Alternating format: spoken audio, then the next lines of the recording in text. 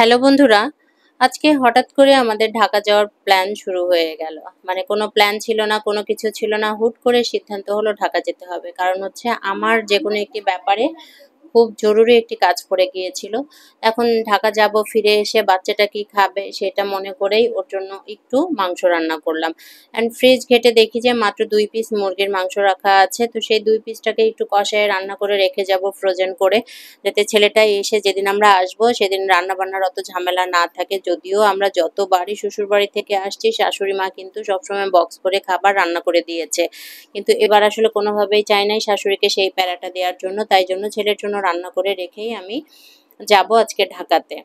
তো শাশুড়িও জানে না, শ্বশুরবাড়ির কেউ জানে না যে আজকে আমরা ঢাকা যাব। কারণ প্ল্যান ওই যে বললাম যে হুট করে যাওয়া এবং জরুরি ভিত্তিতে আমার কিছু কাজ পড়েছে, তাই ফ্যামিলি সহই আমাকে যেতে হচ্ছে। কারণ ঢাকাতে একা একা মুভ করতে আমি পারি না। এদিকে আমি মুরগির মাংসটাকে কষাতে দিয়েছি, কষায় দিয়ে ওর বাবাকে এবং আয়ানকে বলছি তোমরা রেডি হও, আমার এটাকে কষাতে কষাতে তোমরা রেডি হয়ে পড়ো। বাইরে ঝুম বৃষ্টি হচ্ছে, কিন্তু কিচ্ছু করার নাই, কারণ আগামীকালকেই আমার একটি প্রোগ্রাম আছে। তো এই ঝুম বৃষ্টি মাথায় নিয়ে হইলেও আমাদেরকে যেতে হবে, কারণ আমরা সবাই একত্রিত হব।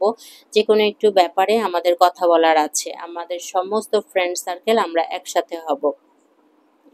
তো রান্না করতে করতেই আমি কিছুটা কাজ গুছিয়ে নিলাম। আর যেহেতু আমার ডায়েট চলতেছে, এজন্য আমি কোনোভাবে এবার শাশুড়িকে আসলে আমার খাবারের ব্যাপারে প্যারা দিতে চাই নাই। তাই আমি আমার জন্য একটু বাদাম ভেজে নিলাম, কারণ ওখানে গিয়ে বাদাম আছে কিনা বা কিনে আনতে হবে এই সমস্ত ঝামেলা শাশুড়ি মাকে দিতে চাই নাই দেখে আমি আমার মতো করে আমার যে খাবারগুলো খাবো সেগুলো আমি রেডি করে নিচ্ছি। তো বাদাম ভেজে নিলাম, এখানে আমি একটু চিয়া সিড নিয়েছি। এরই ফাঁকে কিন্তু আমার মুরগি রান্নাও হয়ে গেছে। 1 বয়াম চিয়া সিড নিয়েছি, মানে যে কদিন আমি খাবো আমার জন্য বাদাম এবং চিয়া সিড আমি রেডি করে নিলাম। সেই সাথে আমার কাছে কিছু লেবু ছিল, প্রায় 3 কেজির মতো। আমি লেবুগুলাকেও নিয়ে নিলাম, কারণ কি ওখানে গিয়ে তো আমার প্রতিদিন যেহেতু 2টা করে লেবু খেতেই হবে। তো ছেলে ভীষণ খুশি, ছেলে খুবই এক্সাইটেড ভাইয়া দাদুর বাসায় যাবে। ভাইয়া দাদুর বাসায় গেলে তার ভীষণ ভালো লাগে, তার কারণ হচ্ছে যে তার ভাইয়া দাদুর কাছ থেকে সে অনেকগুলো খেলনা কিনে নেয়, একবারে 4-5টা করে খেলনা কিনে নেয় এবং সেই মুহূর্তে ভেঙে টেঙে রেখে চলে আসে। তো এই জন্যই তার হচ্ছে খুব ভালো লাগে। এখন বৃষ্টি কমতেই আমরা বেরিয়ে পড়লাম। একটা সিএনজি, আমরা সবসময় সিএনজি রিজার্ভ করে যাই। মেট্রো রেল চালু থাকলে আমরা উত্তরা পর্যন্ত গিয়ে ওখান থেকে মেট্রোতে করে সোজা ঢাকা ভার্সিটি, তারপর শ্বশুরবাড়ি। এবার যেহেতু মেট্রো রেল আমাদের চালু নাই, মেট্রো রেল যেহেতু নষ্ট হয়ে আছে, তার জন্য আমরা সিএনজি রিজার্ভ করেই যাব। এখন সিএনজি রিজার্ভ করা হয়েছে, কিন্তু রাস্তাঘাটে প্রচুর জ্যাম, কারণ কিছু কিছু ফ্যাক্টরির সামনে এত বেশি আন্দোলন হচ্ছে যে আজকেই যত বিপত্তি ঘটলো। তো যে সিএনজিতে করে আমরা যাচ্ছি, আমরা বরাবর অন্য সিএনজিতেই যাওয়া আসা করে থাকি। এর মধ্যে কিন্তু শ্বশুরবাড়িতে আমরা হাজির। শ্বশুরবাড়িতে এসে, এটা হচ্ছে আমার শাশুড়ি মা, শ্বশুরবাড়িতে এসেই আমরা ফ্রেশ হয়েছি, বাচ্চাকে গোসল করিয়েছি। আমরা সবাই ফ্রেশ হওয়ার পরে যেহেতু সন্ধ্যা প্রায় হয়ে গেছে, এখন সন্ধ্যার নাস্তা হিসেবে চা, বিস্কিট, মুড়ি আমরা একসাথে খাবো। তা আমার ছেলেকে যখন কফি চা দেওয়া হয়েছে, ও দুধ চাকে কফি চা বলে। কফি চা ও বিশ্বাস করছে না, আগে শুকে দেখলো যে আসলে সেটা কফি চা কিনা। তো ওর কফি চার সাথে ওর নাস্তাটাও দেওয়া হয়ে গেল। এই হচ্ছে আমার শ্বশুর বাড়িতে।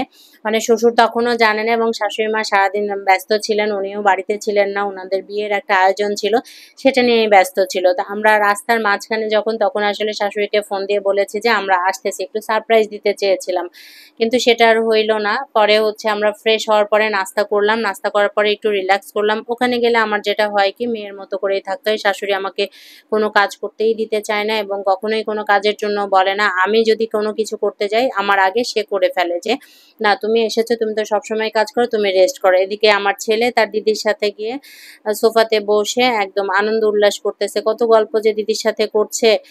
তো এই হচ্ছে আমাদের ঢাকার জার্নি। হঠাৎ করে আমরা ঢাকা গেলাম। সবাই অবশ্যই আমার সাথে থাকবেন, আমার পেজের সাথে থাকবেন। ইউটিউব থেকে দেখলে সাবস্ক্রাইব করবেন, আর ফেসবুক থেকে দেখলে ফলো দিয়ে রাখবেন। আমাদের এই ছোট্ট পরিবারটাকে আগায় যেতে অবশ্যই সাহায্য করবেন। এটা হচ্ছে আমাদের বেডরুম। তো সবাই ভালো থাকবেন, বাই।